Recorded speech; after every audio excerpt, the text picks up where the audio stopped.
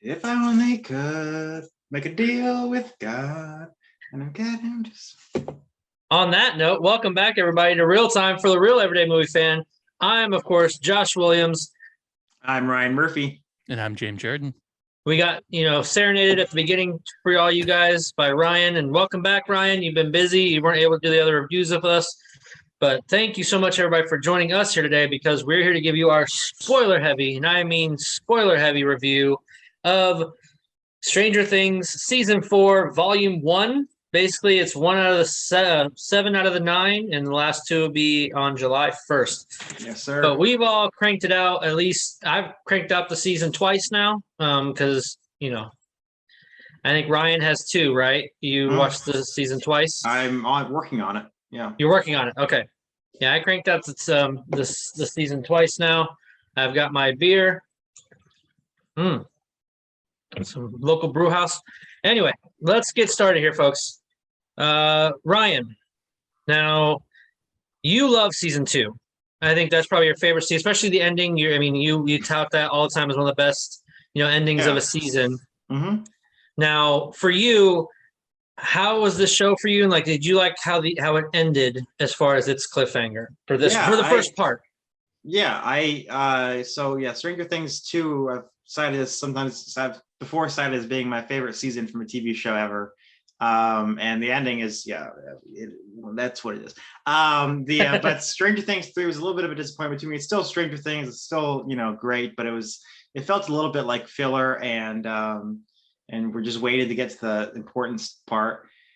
And I kind of feel like we're still getting there. I kind of feel like, because season 1 was, we open up the gate and the Demogorgon gets through and we've got to find Will and kill the Demogorgon. Great. But season 2 was like, well, the gate's still open. So now the real big bad guy makes himself known.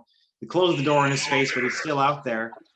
And we've just sort of been killing time until season 5 when it's going to get to the main fight against the Mind Flayer, and season 3 got really hokey with Joyce and Hopper going after the Russians and ending up in Russian uniforms down in the basement, and all that was really hokey. Never believed that it would have ever made it out of there, ever infiltrated that place. And this season does the same thing again. All the Russia stuff in this is hokey as shit. And it's definitely my least favorite part of the season. Like going into this prison, they would never have made it out alive. It's let alone actually rescue Hopper. It's just kind of garbage. But the rest of the season is actually pretty good. I'm going to put it somewhere in the same realm as 3, which is I'm going to give this probably a 7.5. I'm waffling between a 7.5 and an 8 because It is Stranger Things, and I am watching it again. And I'd rather watch Stranger Things than just about, any season of Stranger Things, just about anything else. So maybe it deserves an 8, but I'm just going to give it a 7.5 for now. Okay. It's also about how this season wraps up. I mean, there's 2 episodes left, and apparently this 9th episode is like a feature length. Yeah. So I really enjoyed the plot twist at the end. I like that it was connected. I loved it. Connected. That one, the friendly orderly, Henry Creel, and Vecna were all the same character. That I tied, like 4 characters were really one. It kind of tied it all together nicely. It adds a little bit to the mythology that adds more than that. I'm just not sure in the end it really adds much because now we know that the whole project was actually about reverse engineering this one guy instead of just reverse engineering the abilities that already existed that apparently occurred naturally in Henry Creel to give these other guys their powers. Okay, right. But the biggest thing that adds anything to the experience is just that we know what happened to all the other numbers now. They all got dead. That's the biggest thing that adds to the mythos. Other than that, it feels a little bit like killing time to me. But these are characters that are among the most. When I was a kid and I first started to really love fiction the way I do, that was what I would always say is, do you have characters that make you feel sad they're not real? Like you really just want to hang out with them. And there's no one I'd rather hang out and waste a little bit of time with than these guys.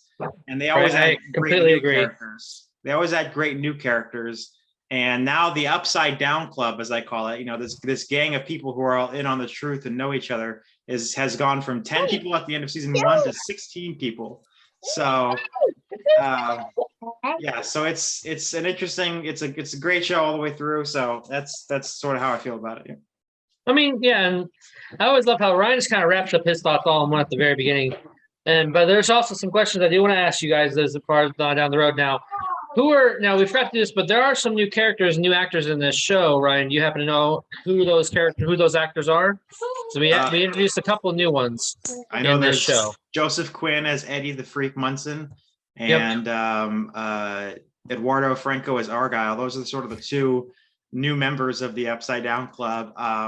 We have some returning faces: Matthew Modine as Martin Papa Brenner.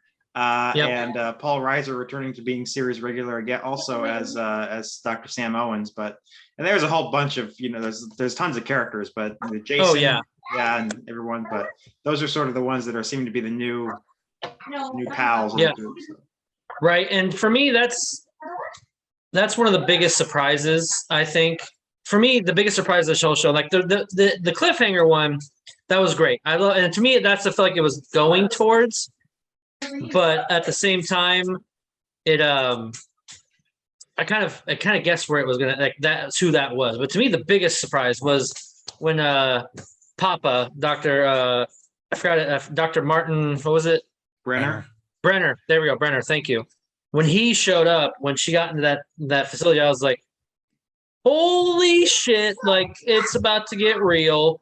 Like, it just shocked the fuck out of me, and it was a good shock though, and I didn't expect that whatsoever.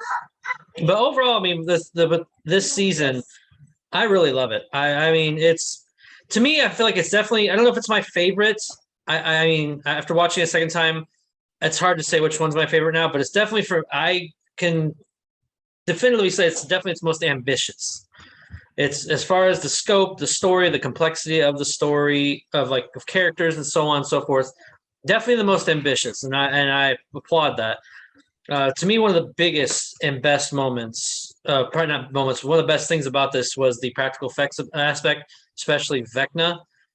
Man, what creepy as hell character, and very reminiscent, purposely done so, of Freddy Krueger and characters of those lines in the 80s of horror characters, which I'm completely okay with. And you may hear my daughter every now and then. She's making some appearances every once in a while. But regardless, this show is really quite something. Probably one of the best things I found was okay, Victoria, go play now, honey. Go play, baby bear. For me, the performances were the biggest aspect. The story was great, of course, but like Millie Bobby Brown's performance was far and beyond better than she has been before. And definitely the Fear Street sisters, who, if you don't know what I'm talking about, the actresses who played on Fear Street are in this, Sandy Sink and help me out here. Maya Hawke, who they were part of the Fear Street movies on Netflix. They got time to shine, and they shined. Especially Sadie, her performance as Max was way better. She got way more material in this, which makes sense given the fact what happened into season 3 with her brother dying. But yeah, just great performances from them as well.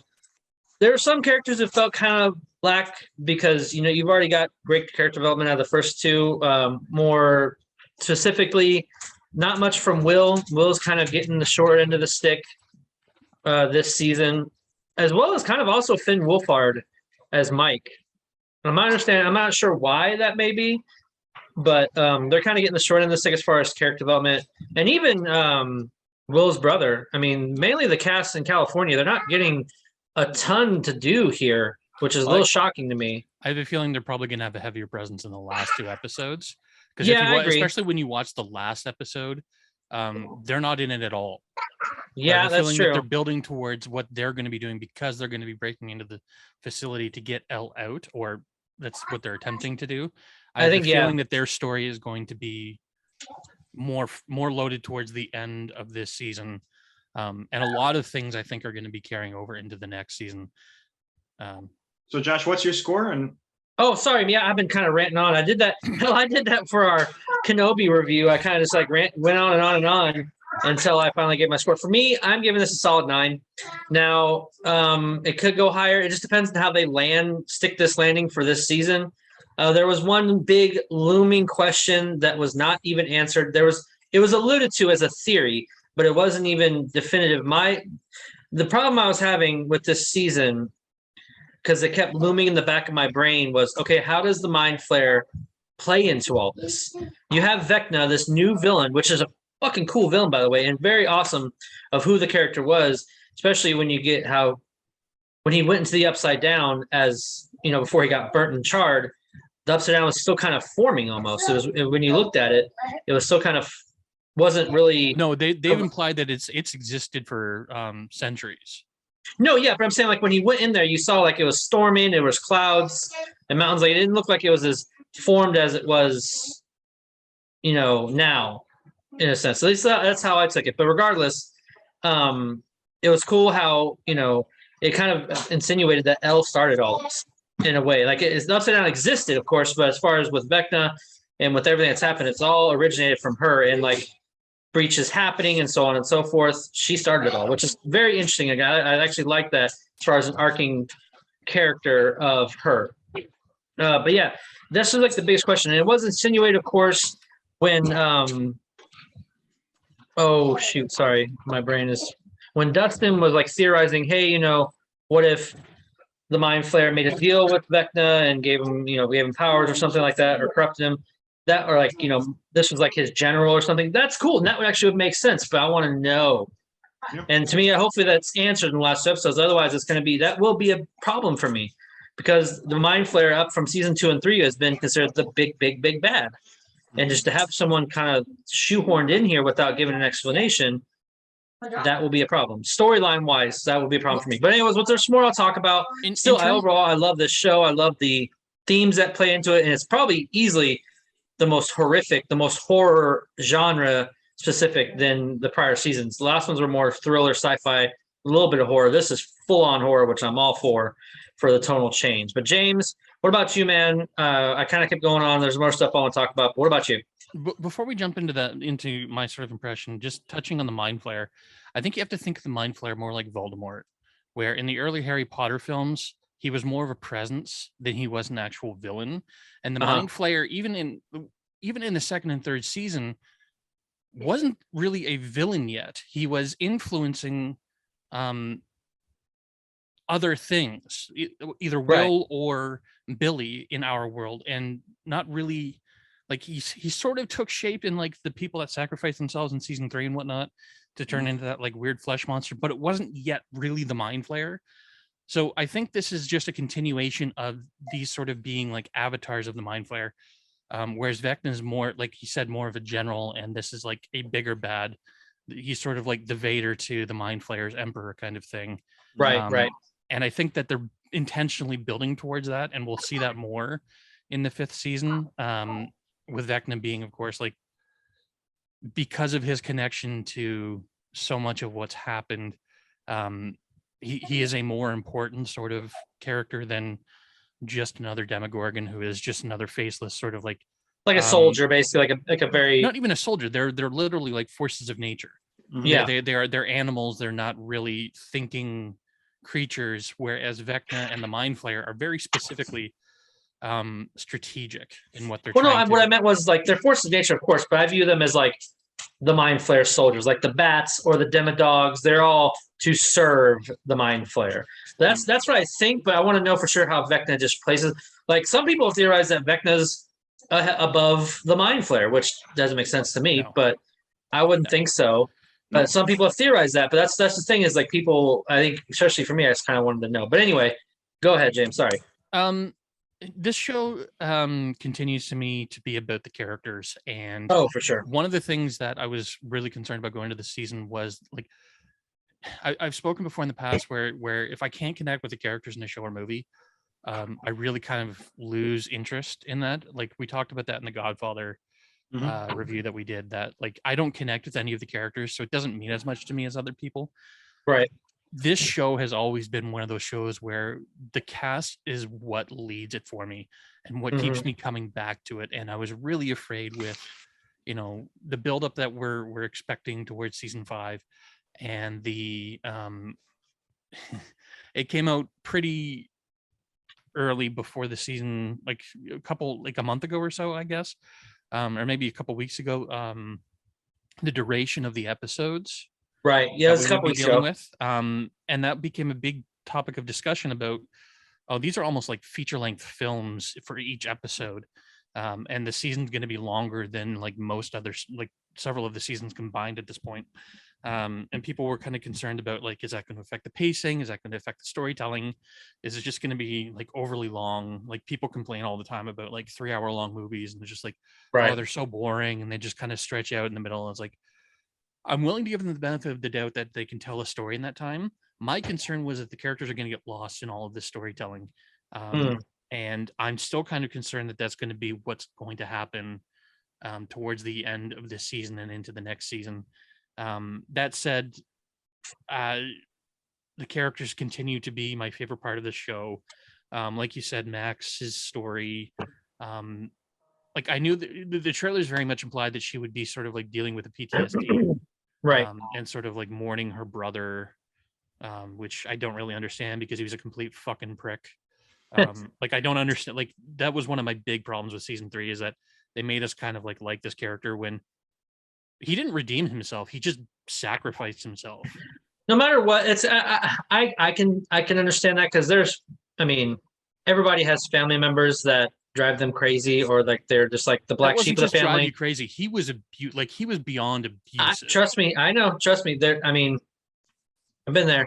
But they're still at the end of your family, and just to see them die like they did, like he would do. I mean, I can understand that part. I mean, some people. I mean, that's totally cool if you feel that way. I understood that as far as that, and that's how I was able to, like, to me, accept why she was the way she was, especially now in this season. Her mourning, but it doesn't, like, I don't feel like there was enough of a bond to kind of, I don't know. I don't like his relationship with her, and I don't like him as a character and his relationship with everybody else. So, like, the whole mourning of him feels a little disingenuous. That said, the story they told with it was incredible. The way they tied it into the stuff with Vecna, and sort of his methodology of like sort of like slowly pulling in his victims and whatnot, and then like the absolutely brutal way he murders them. And like we see that twice, with first the cheerleader, and then the school newspaper reporter guy. I don't remember their name. And then Chrissy, and then something. Anyway, and then the basketball player.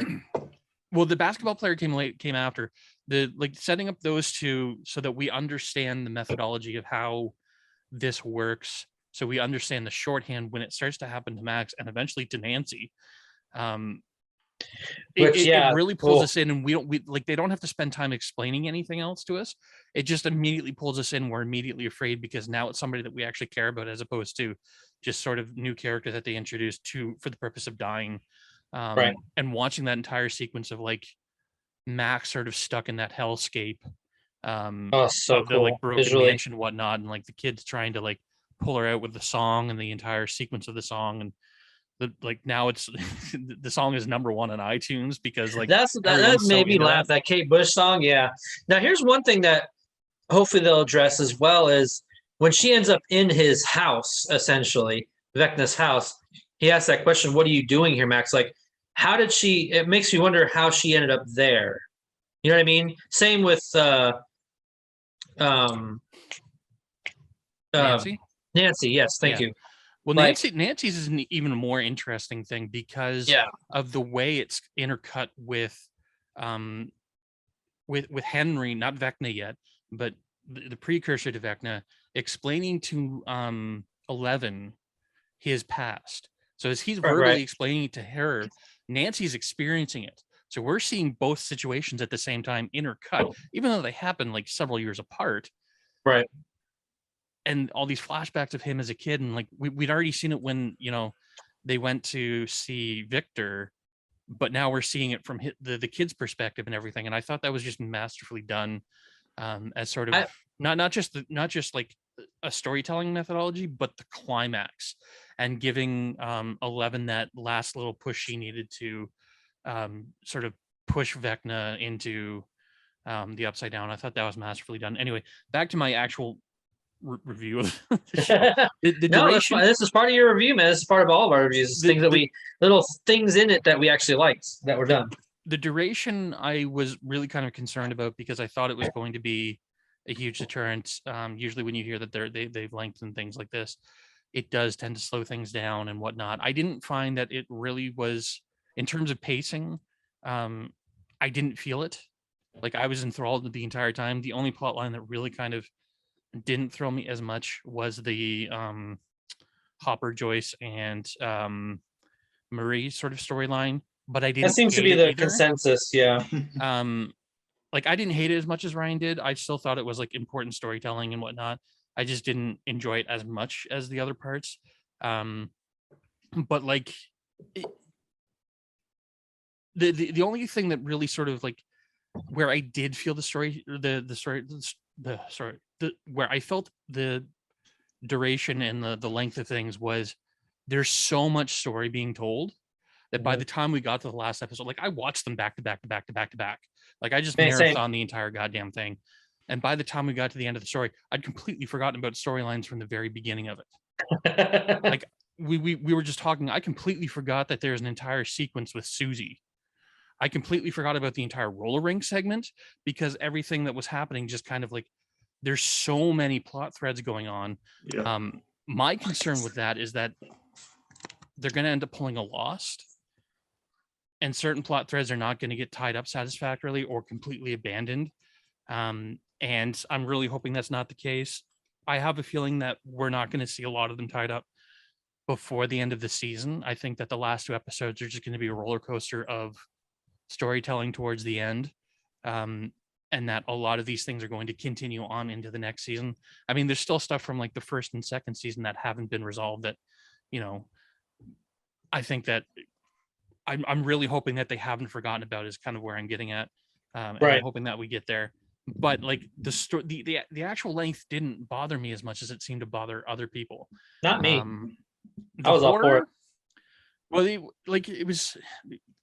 I enjoyed the entire thing a great deal.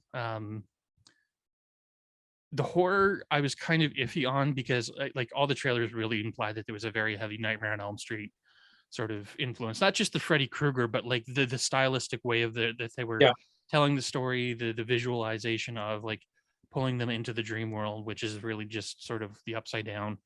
It's making them like see things before they're like brutally murdered. The entire concept of like someone being trapped in sort of a dream state and like the people in the real world trying to wake them up is very much akin to Nightmare on Elm Street. I enjoyed all of that as much as you can. Wasn't as big a fan of the horror stuff because like a lot of the stuff I enjoy about the first 3 seasons is the more sci-fi 80s reference kind of stuff. Like this is still steeped very much in the 80s, but it's very deeply leaning into horror tropes as opposed to the regular sci-fi sort of tropes. Like even stuff like The Thing or like Poltergeist that they've kind of, or like Aliens that they've kind of touched on in the past has been a little more sci-fi to me than horror, even though there's horror aspects. This is very much fully leaning into the slasher thing, including like having them like go out to the water and having someone like pull down behind the boat is just like straight out of Jaws, Friday the 13th. Yeah, well, Jaws too. Yeah, Jaws. I saw that as being a Jaws reference when same here. See, now, to me, it brings like it was yeah. I thought it was very much a Friday the 13th thing. What was your score, James? Did you have one? I mean, how the hell am I going to score this when it's not done?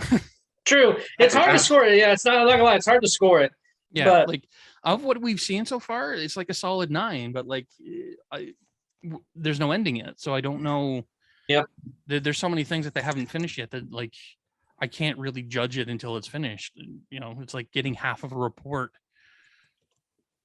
I need the full report in order to give you a score. But I mean, if you're twisting my arm, I'll have to give it a 9. But I didn't hate this nearly as much as some people seem to. And it's weird. Like every time I talk to people, there's no consensus about which is the best season. Everyone has an opinion, but like everybody's opinion is completely different for completely different reasons. Ryan is the only one I've ever heard of who likes season 2. Everyone I know hates season 2 for some reason. I love season 2. I love season 2. The amount of people I hear bitch about that the episode where 11 goes off to do the thing with 8 and figure things out, where it's like that is all very now those necessary episodes, plot those stuff. were a little weak, but I feel like that's going to come back around in the fifth season. They're going to bring her back. So. They wouldn't just introduce her for nothing.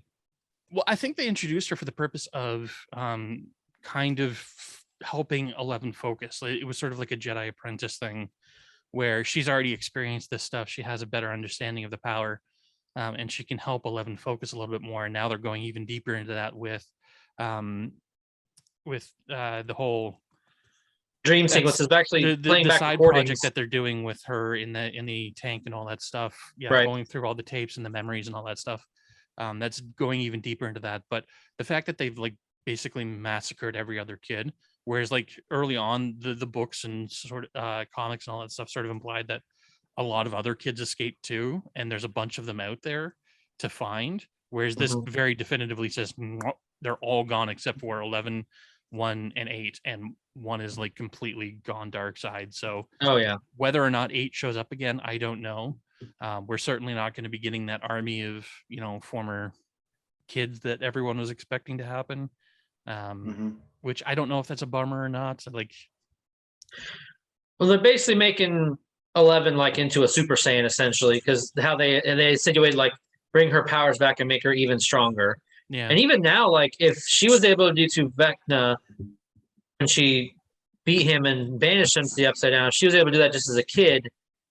You got to think that Vecna considers her a huge threat. Well, I mean, I don't know if he considers her a threat so much as like he was clearly grooming her to be an ally. Oh yeah.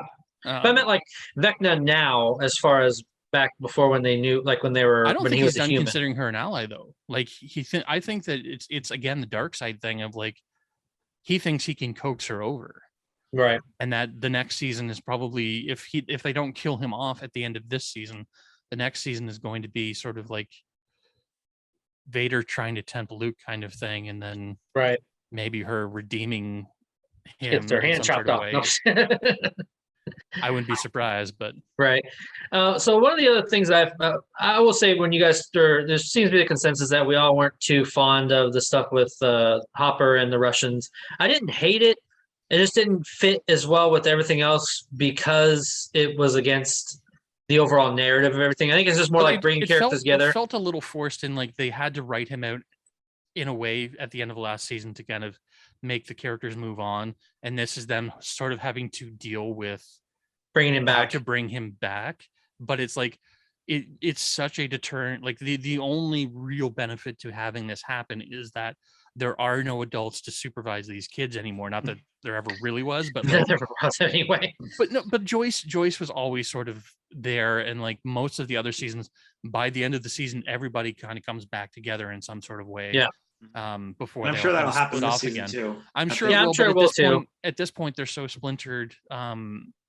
Like Joyce and Murray and Hopper are like on the other side of the world, so it's like right. These kids are really on their own kind of thing, and like the only adults that are on their side are Paul Reiser, whose entire character is supposed to be a reflection of his character from Aliens, which if you know what happens with that character, he's a complete corporate shitbag who completely betrays. But he seems everybody. to be a good guy in this one. He seems to be a good guy. I'm not convinced he's actually a good guy though.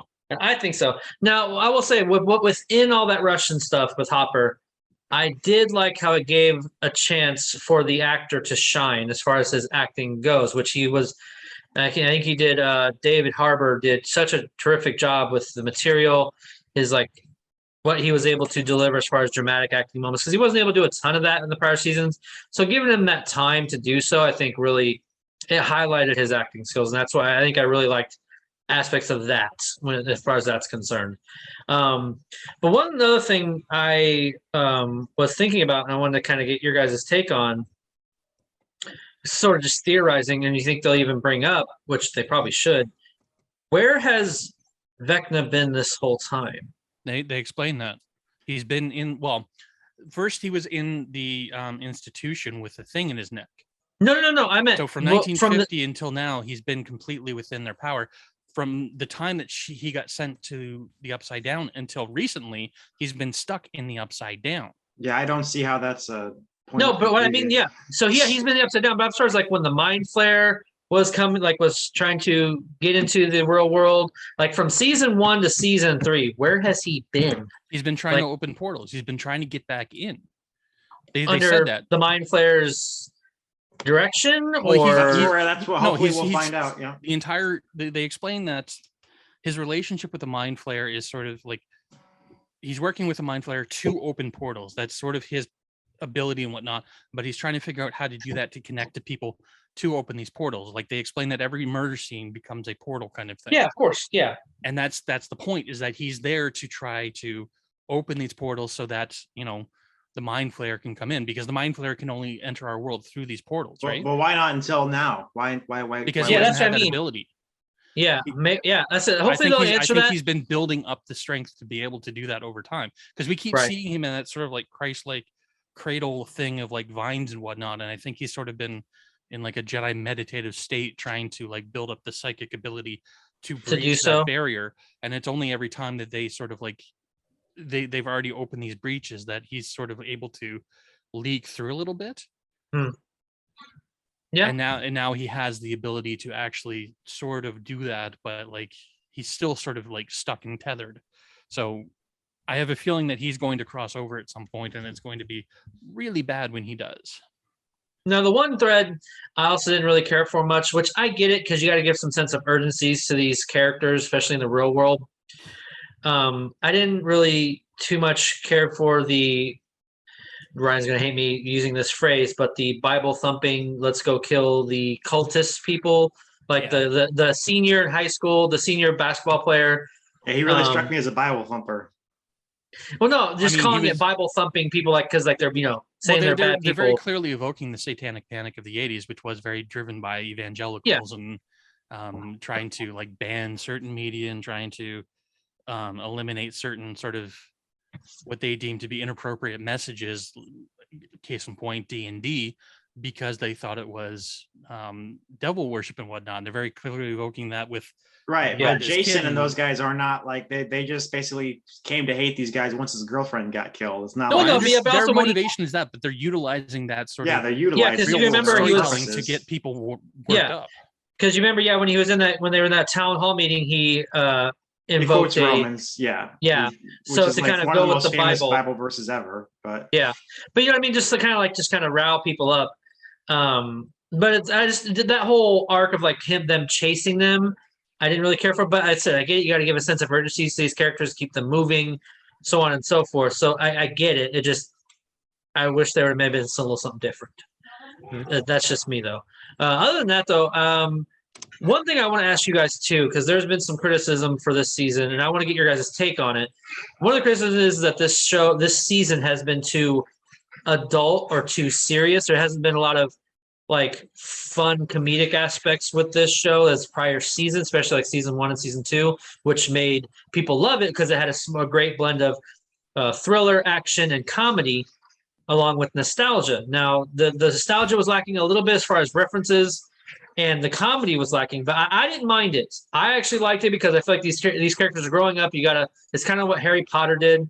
As far as they get older, you gotta adult the tone more. But Ryan, did you notice it? Did you care for it? I didn't even notice. I wouldn't say I noticed any difference in tone or anything. It was just, to me, it just felt very strange. Like, if there's a part of me that doesn't even like look at this as like a real season of Stranger Things, actually, because it's just been so long. It's just like, oh, are we really back? Is it really happening? And plus, here's a negative we haven't mentioned. The kids are so damn old now. Like, this supposed to be 6 months after 2.5 years. I was like, it's supposed to be like a year after season 1, I think, or something like that. 2.5 years. No, as far as in the timeline, it's like it was only like a year. 2.5 years. Yeah, season 1 was 1983. It was November 1983. November of 1983. This and now is March sort of of springish of March 1986. Starts on March 21st, 1986. And that's what I was asking. From season 3 to season 4, was it like a year, or how long was it? Less than a year, yeah. Less than a year, okay. Mm-hmm. Which, man, did they get a growth spurt? But I mean, COVID kind of fucked all that up. I'm sure this season was supposed to be released. Not really. They didn't start filming until March of 2020, and then they only stopped filming for like 6 months. So, like, they still would have been. They're also teenagers. Teenagers have growth spurts where all of a sudden, like, overnight the kid who was 5'3" is 6'1", has a deep voice and giant knobby knees. You can't deny the fact that these kids really aged 3 years in versus 1 year. That's the reality of the situation. Sadie Sink is 20 now, by the way. Yeah, that shocked the hell out of me. She's 20. Wow. One thing I was thinking of, the Can kid I answer who your played. question about the comedy thing? Oh yeah, sorry. Yeah, I'm sorry, James. Yeah, my bad, bro. But I go don't ahead. know I don't know if these people watch the same show I did, because every goddamn word out of Dustin and Robin's mouth was complete comedy the entire time. Everything they said was a joke. So I don't know where people are coming from, where like everything it was going around on social media. They're full as far of as shit, reviews, because there's a lot of shit goes around on social media. My God. True. But I mean, as far as like our audience is giving their thoughts. There's a lot of dark elements to this season. There's no denying that, but they're leaning into horror. They're also building towards the end, which, things need to get serious. Things need to get dangerous. Things need to there needs to be an actual threat to things in order for there to be any sort of sense of urgency for these characters to move towards, the goal of whatever, the finale of this series is going to be. So there's a great point in the season where they're playing Henry and 11 are playing chess together, and he's talking about Papa, but it's very clearly he's talking about himself. And he's moving the pieces around the board and talking about how Papa's manipulated the other kids to be against her, and they're going to try and come and kill her, and it's Papa who turned off the cameras. And it's like, Papa wants 11 to live. Papa does not want harm to come to 11. We very clearly established that. He's not taking the best care of her psychologically, but she is sort of his pet experiment and whatnot. And it's very clear that Vecna has sort of been manipulating things all of this season. And I think that chess game is very much sort of a metaphor for the season itself, where it's about moving the pieces into place for season 5. It's about getting people to where they need to be, getting people to understand their role, kind of thing. There's a point where Hopper is in the gulag before they're going to do the whole encounter with the sort of gladiatorial encounter with the Demogorgon, and he says something about, I feel like I'm here for a reason. Yeah. And I'm here to help 11 somehow. And it's like, we don't really understand how that would help 11 yet, but I feel like that's the writers talking through him, saying we're moving people into place to be where they need to be for what's to come. And that a lot of what this season is going to be is that chess game of, if you play chess, a lot of your opening moves are just getting pieces into place for your actual gambit, for your actual strategy. It's just moving things where they need to be for a checkmate. Yeah, and that leads into my next question for you guys, which is, with chess, you're taking pieces off the board. Now, we had a fake death when it came to Hopper, until we saw, of course, the mid-credit scene. That ruined it all. But do we think anybody, and I more particularly question because of the cliffhanger, Nancy, do we think somebody's going to die at the end of this season? I mean, I know Ryan hates speculation, but or next season, season, yeah. Because that's my greatest nightmare. Is they've built up such a great cast of characters that I don't want to see die, and it's like, if you're gonna make it a big, someone has to die, it's gonna be big and epic, and if they're, how many times are they gonna fight the Mind Flayer and all survive? I don't care. I don't care. I want them all to live. I don't care. I don't care if it's not even good storytelling. I want them all to live. Ryan wasn't here for our Top Gun review, but I mentioned the whole Steven Spielberg ending to Jaws thing, where the writer of Jaws was like, this makes no goddamn sense. And he says, I don't care. This is my movie. I've got them at this point. I don't care if it doesn't make sense if the shark explodes. The shark is going to goddamn explode. But I mean, it's something because Nancy, with that kind of cliffhanger, just makes you wonder, because with that kind of cliffhanger, it doesn't really make you wonder. I'm sure she'll survive. Who knows? I could be theoretically wrong, but I don't think they'd leave it like that. And she actually gets. Look at how the people who have died leading up until now. They've always been characters who've been introduced within a single season and die within that season. The only fatality so far are Bob and Billy, and and Barb and Alexi and Benny, and they've all been individuals introduced within a season. The only one who's lasted more than one season and then died was Billy, and that was entirely for thematic purposes and whatnot. And of course, their influence continues on, but I don't think any of the main cast is going to die. If they're going to kill anybody off, it'll be people that they introduce, because they've already established these sort of like storytelling devices and whatnot. I think that we're supposed to fear that they're going to die, but honestly, if anyone's going to die, it's probably going to be 11, because she has such a connection to everything. And if she dies, it'll be at the end of season 5. Yeah, it'll be at the very, very end, and it'll be like this big sacrifice to save everybody. But I don't think that's what they're doing. See, I feel like there needs to be. I think because this is so steeped in the 80s, and they're very clearly like referencing movies like, Back to the Future and Jaws and all this. Like, most of the characters are intended to survive. Yeah. And they want their happy ending. That's the entire, like, think of like all of those 80s movies that we grew up on. They all have those happy endings. Goonies, Jaws, E.T. I mean, E.T. is a little melancholy, but everybody survives. Nobody dies, kind of thing. Yeah. But I feel like, I don't know, for me, I just have this feeling in my gut that they're needing to kill someone off within the main cast to not only give the sense of urgency, but give a sense of real purpose and stakes of. Not Joss Whedon. I'm just saying it could happen. Or George for some reason, I have this feeling in my gut that, and it might be Nancy, just because how strong a connection she has to Jonathan, and the fact that they're trying to put this love triangle, the triangle is coming back. Between her and Jonathan, and maybe their only way out of that is to take her out of the equation. I think because they're building that love triangle, that makes her one of the safest characters, is because they want us to have that sort of resolved somehow. They keep bringing back, like, if it was just going to be sacrificing her, she would have had like a much bigger connection to Jonathan this season. The fact that they're so distant and then she dies, I feel like there needs to be resolution to their story. The fact that they keep bringing up the idea that like there's some sort of connection between her and Steve again. If they just sacrifice her, then like there's no resolution to that story. I think that the fact that they're building up those aspects, it implies that she's going to be okay, because they need to resolve those stories. We will see, but it could very well just be like a fake where it's insinuated as that, but also it helps.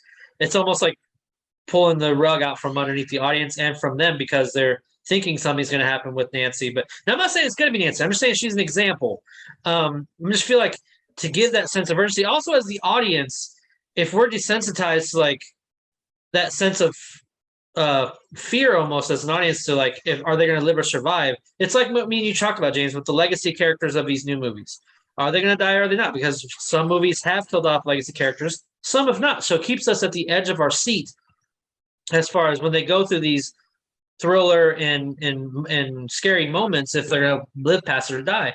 I think as audience for Stranger Things, we become desensitized, like, oh, they're all just going to make it out. I feel like killing someone off at the end of season 4 really puts us as the audience the edge of our seat for next season. Like, oh man, but anything could happen. That's a very cheap way of raising the stakes, is by sacrificing a beloved character. It's one of the reasons I really don't like Serenity is watching Wash die. Like it's said in like earlier. Spoiler alert. The movie's been out for a decade. Come on. Well, yeah, no, that was, and you make a good point about that, because that was Joss Whedon's very purpose in killing off Wash, was just to increase the sense of dread and urgency in the final act. He said in the first draft he didn't die. And I hate that as a storytelling device, and I would hate that in this, where these characters that we've fallen in love with and cared for going on 5 seasons now, for like how many hours that we've watched them, if they just like end up biting the bullet with like they need a happy ending after all the shit that they've gone through, after all the terrible turmoil that they've gone through.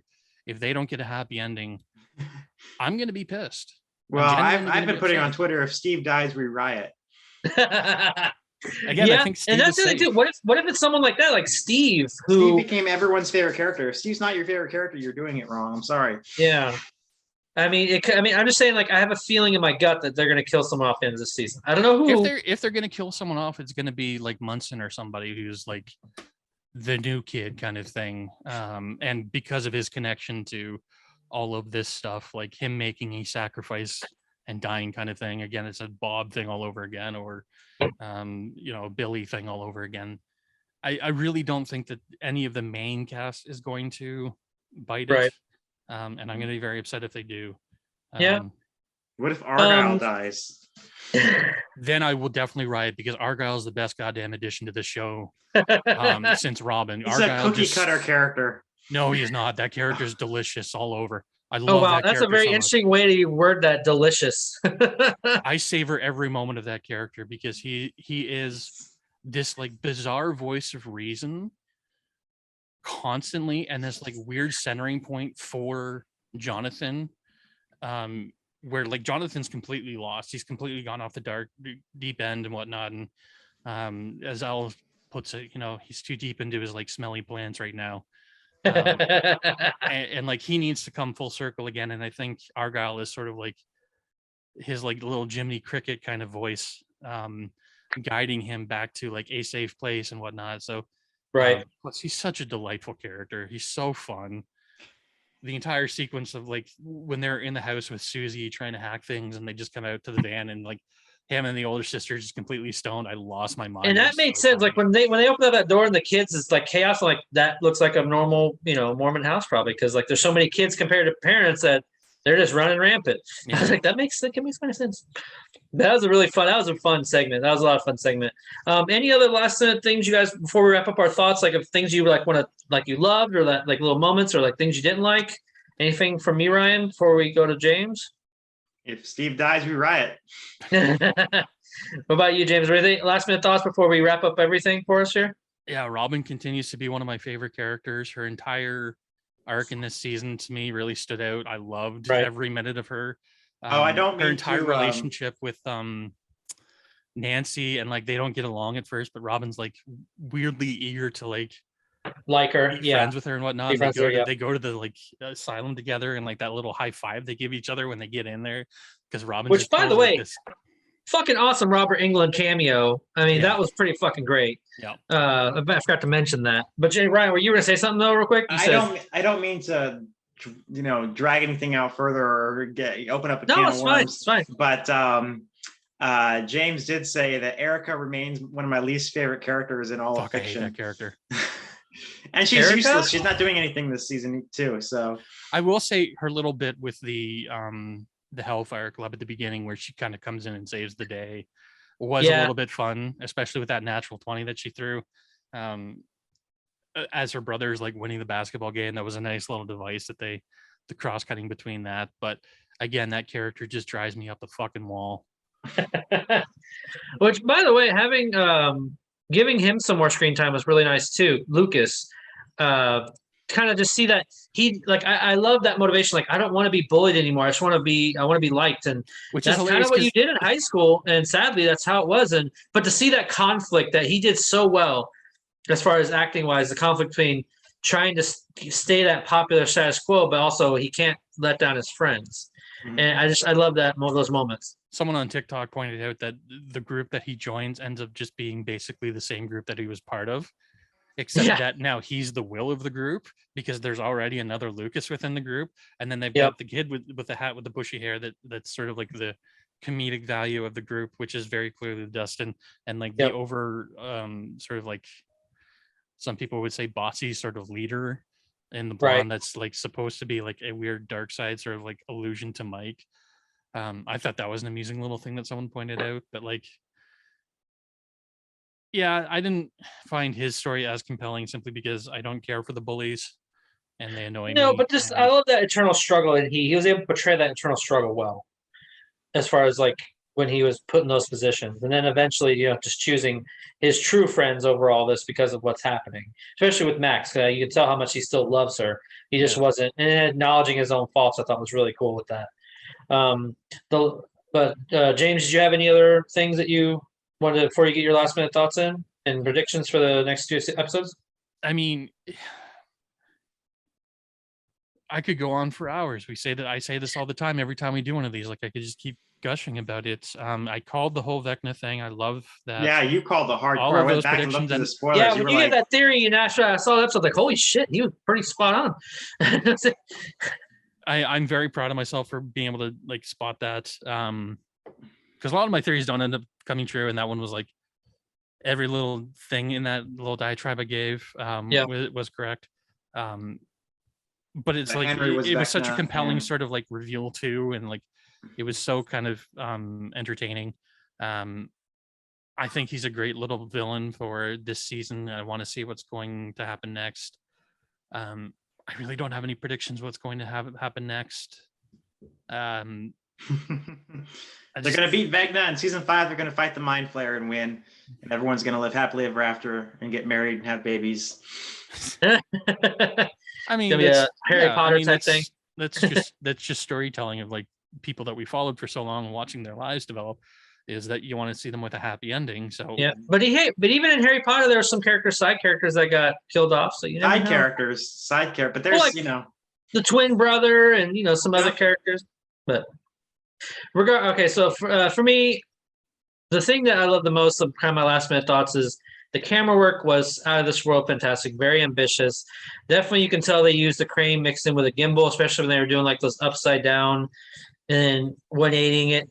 James, me and you talked about that briefly of how they're able to do that. It's basically just a crane and a gimbal, but still it looks amazing, especially when they cut between and they do a transition spot from being the real world and then tilting the camera down and then it goes in the upside down, right side up. But it's beautiful not just, transitions. It's not just the transition, it's the transition of the theme too, of like they're all racing to the same spot from two different places on their bikes, and it like transitions from our world to the upside down, but it's like the way it twists around and everything, and like it almost looks like they're just like riding on top of each other, because of course like the visual sort of interpretation of the upside down is always that it's like just kind of like flipped. It's literally upside down, like it's where the and that's what I even love too about in the special effects with the gate that was in the trailer that was up on the ceiling, but they were both like opposite ends of each other, like, and they're like, if this physics is right, and it's like that's so cool. That's really cool work, like camera work and special effects. I can't applaud that when stuff. Robin I can't came applaud the through most. and it flipped and then she just fell. Exactly. That was so cool. I love that. That was great camera work. Last minute for me for predictions, I feel like we're definitely going to be getting an 11 versus Vecna rematch, and I think it's going to be fucking epic. And she's just going to go on a tear, trying to protect her friends, because I think that's definitely easily been built up that when she gets her powers back, probably in the very episode 8 when you see, because it was pretty much insinuated that when she got that realization that she didn't kill the kids, it was actually Vecna, and she actually stopped him, is when it kind of reawoken her essentially. I think we're gonna get some pretty badass moments. Not just reawoken her, but she opened Saiyan level 2. Yeah, right. She's Super Saiyan level 2. She's gonna be fucking some people up. Yeah. Her hair got longer and more blonde. Exactly. Well, sadly, that was one thing I was a little sad. I'm like, man, they cut her hair. She worked hard for that long hair. Now it's gone. They didn't cut her hair though. Right. But it goes back. I think it goes back to that roots of season 1, where you go back to those roots of having her have short hair, which it's fine. But other than that, that's probably my biggest prediction. I feel it in my jellies that someone's gonna die at the end of season 5. I just don't know who. And I think it's somebody that we're gonna actually care about. That may cause some friction between the audience if that's the right decision or not. But I feel like it's just gonna happen.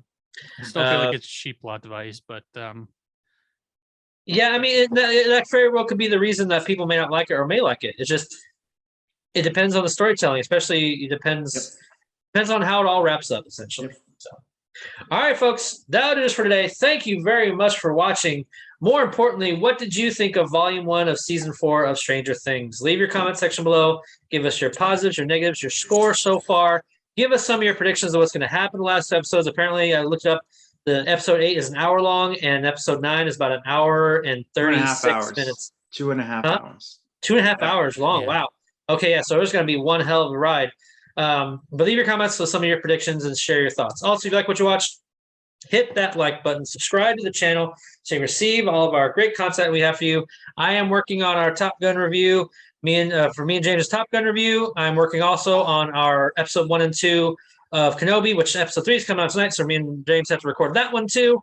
Working on them, but this summer school has been a thorn in my ass, and it's been driving me crazy. But I'm getting them up for you guys as soon as I can, I promise you. But until next time, guys, I'm Josh Williams. I'm Ryan Murphy. I'm James Sheridan. Thank you for keeping it real. With ReelTime. Good night.